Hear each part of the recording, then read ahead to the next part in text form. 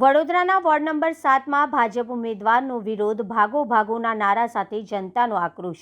વડોદરા શહેરના ward number 7માં ચૂંટણી પ્રચાર દરમિયાન તણાવભર્યું વાતાવરણ સર્જાયું હતું.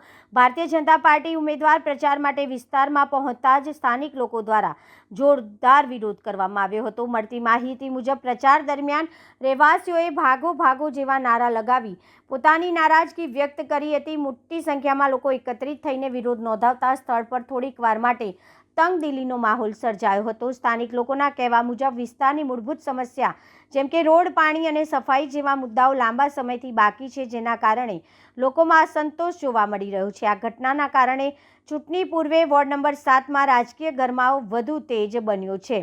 હવે જોવાનું રહ્યું કે પક્ષ દ્વારા આ સંતોષને કઈ રીતે સાંભળવામાં આવે છે અને તેનું મતદાન પર શું પ્રભાવ પડે છે.